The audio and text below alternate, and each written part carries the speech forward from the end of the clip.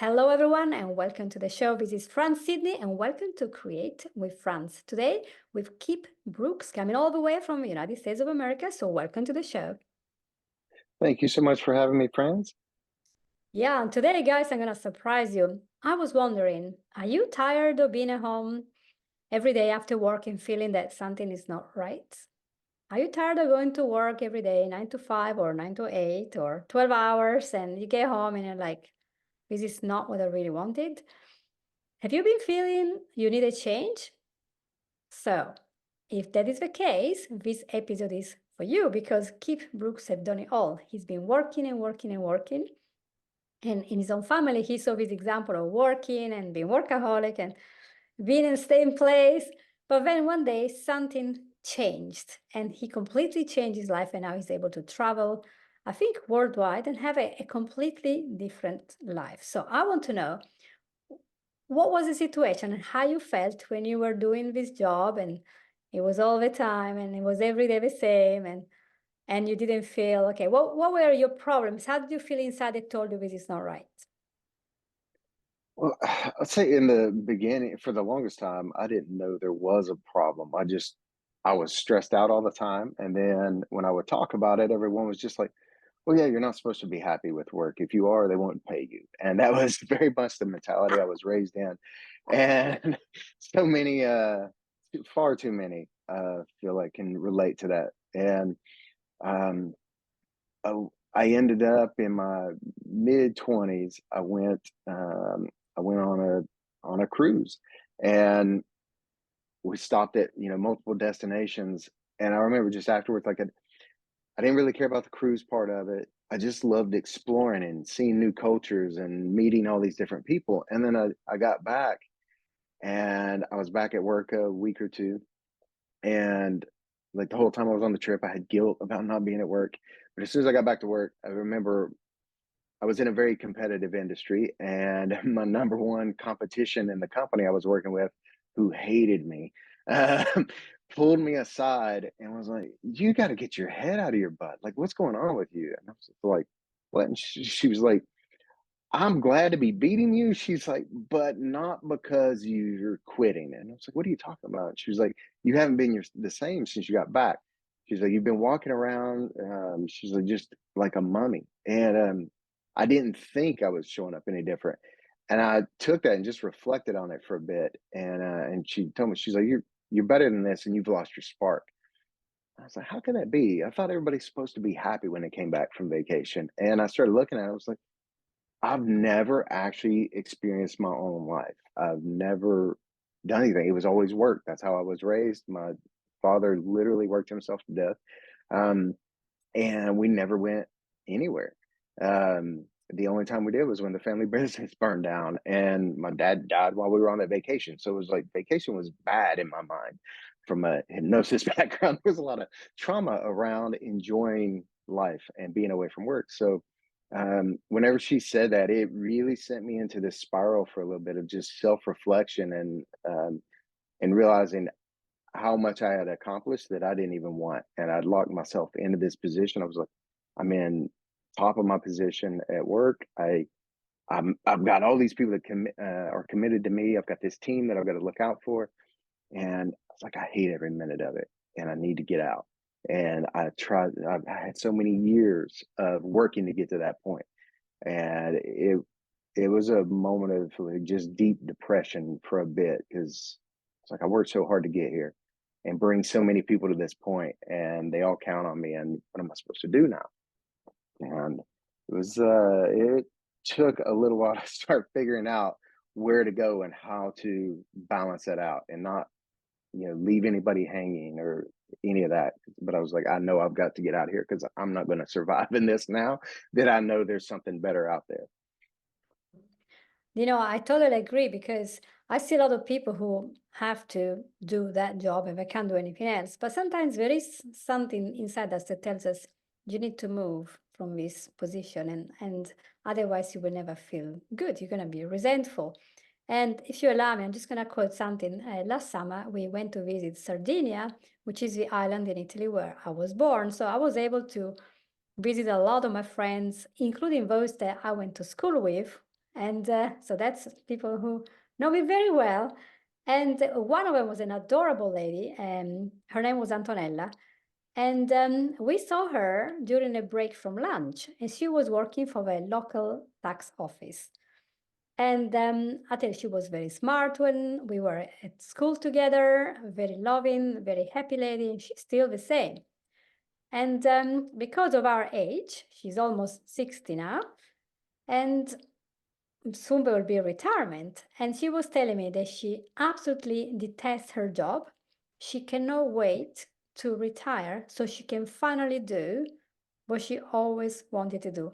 And then she turned to me and she said, you know, you are so lucky because you went to England in your 20s and you did what you wanted to do. And I just didn't have the courage to go. And so I'm stuck in here now.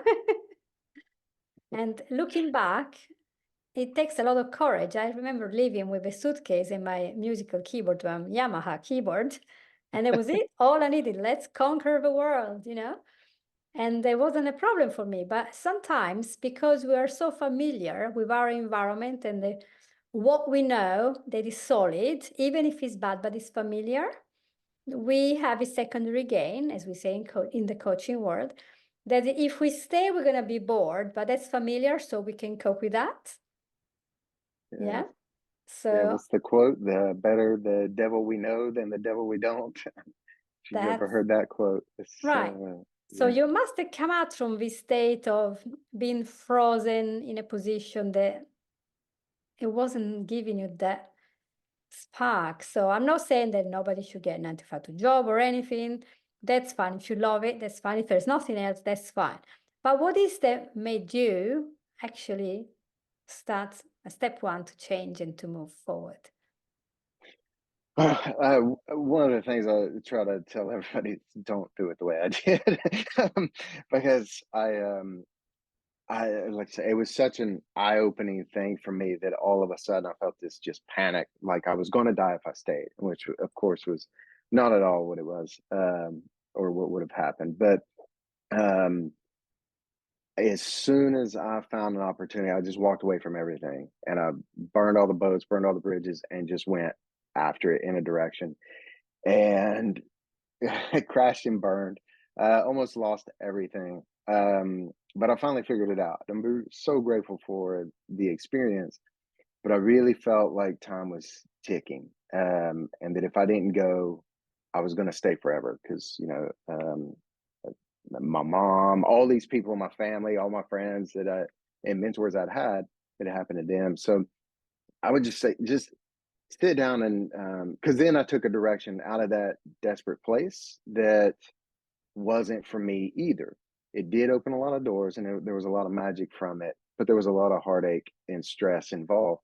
Um, so it's like if you're going to entertain an idea like this, um, get really clear on what it looks like and sit down. And if you're in a relationship, talk it out with your partner, anybody else who's involved.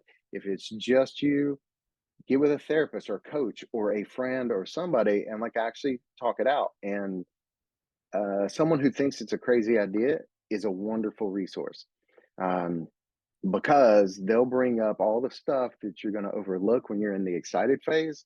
And you can research that and look into it and actually think about it real life, because it's you go from having a home with all your belongings and all these comforts, going out into the unknown and with so much less. And it can get very scary. And once you're already committed to that, it's too late. So I would definitely just get clear on why it is you want it. Are you running away from something or are you running to something?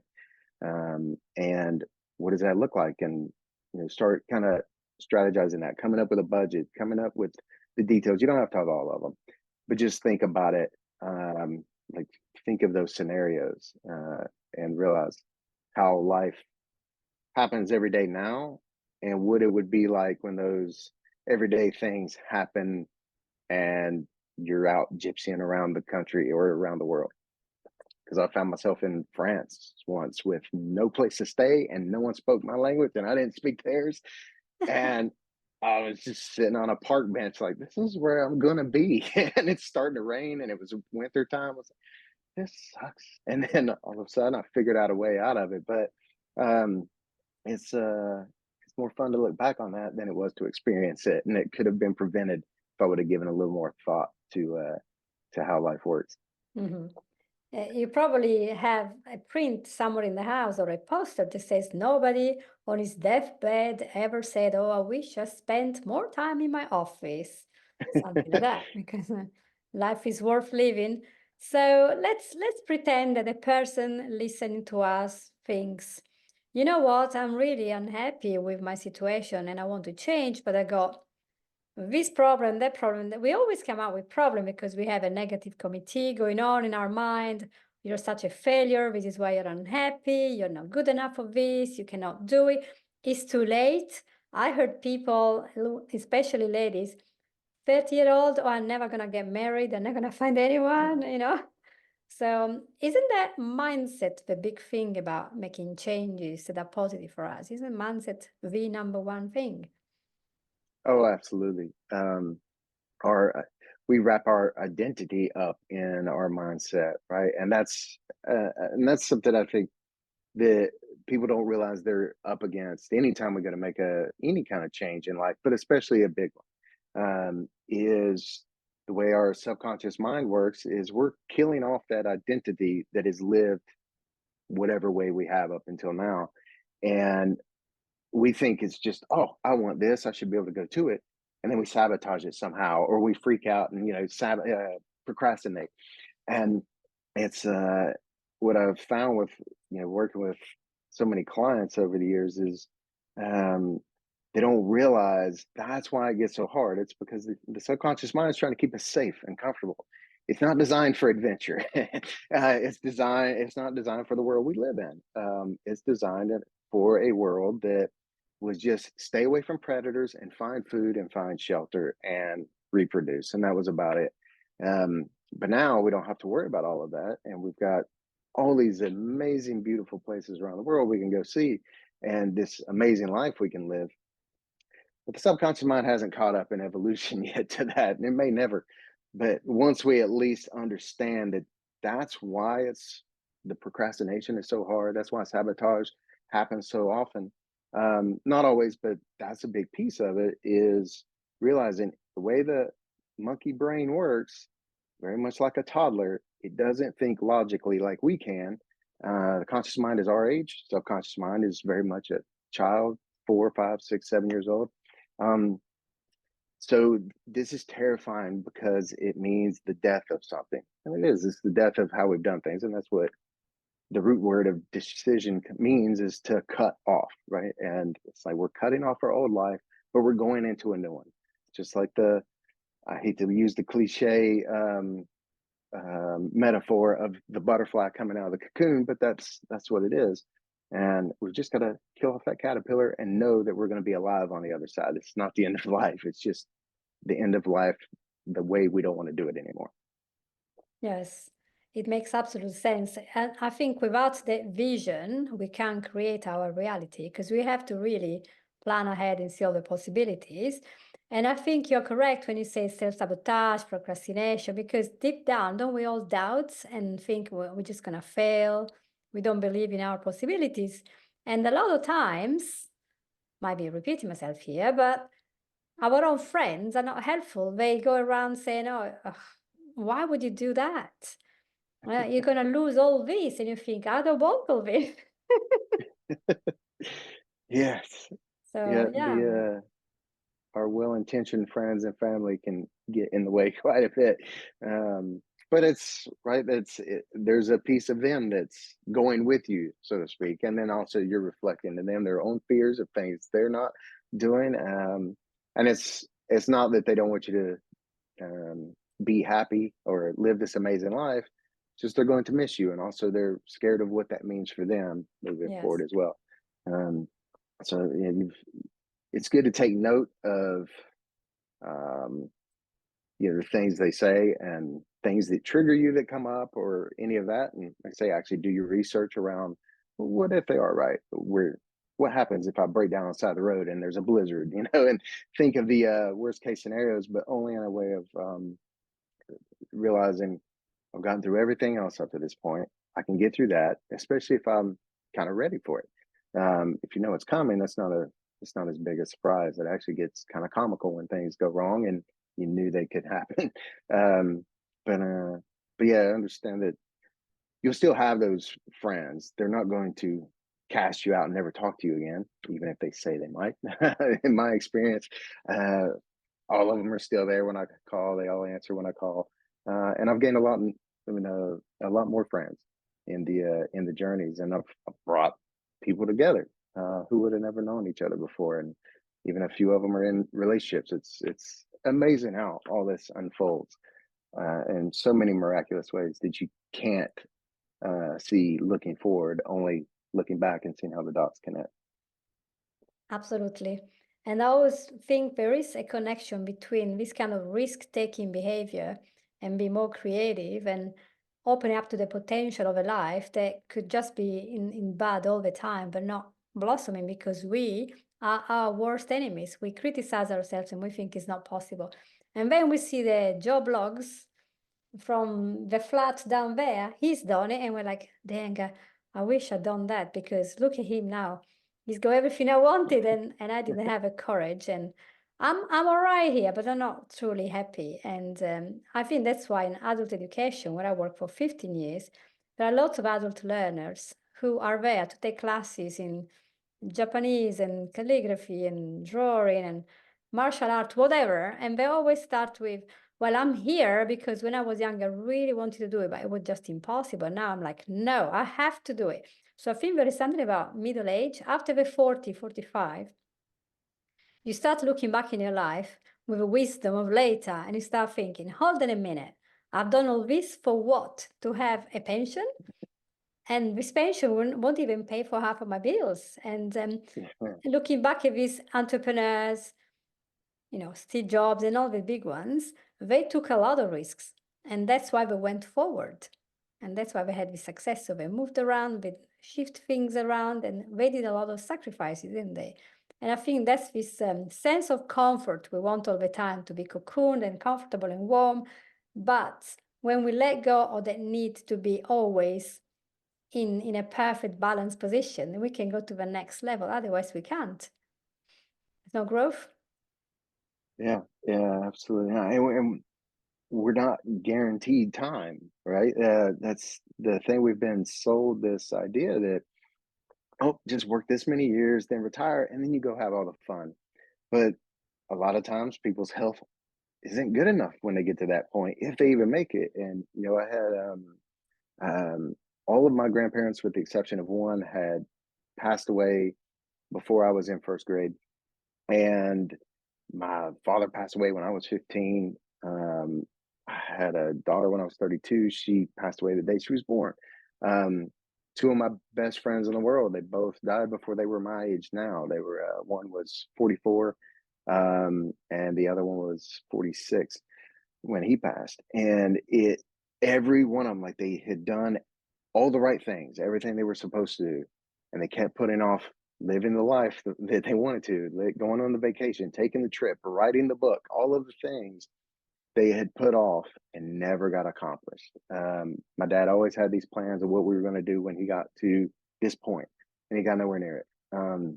And so he passed, and I never had a dad, even though he was around for 15 years, but he was always at work.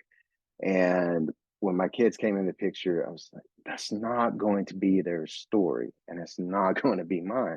Um, and like kids talk about all the experiences they have had. They spent a month in France at Christmas time, which living in Europe at Christmas time is like living in a snow globe. It's amazing. It's like the best holiday movie I ever saw as a kid. And we've had all these amazing experiences together that we wouldn't have if I would have stayed in that job I was at. I would have had all the health insurance benefits and the 401ks and the retirement plans.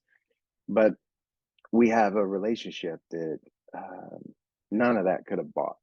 And actually, we wouldn't have had, because I would have been working nonstop and working myself to death, most likely. And it's, yeah, it's such a beautiful experience to just feel the fear and do it anyway. There's a book actually called that, and I can't remember who the author is right now off the top of my head.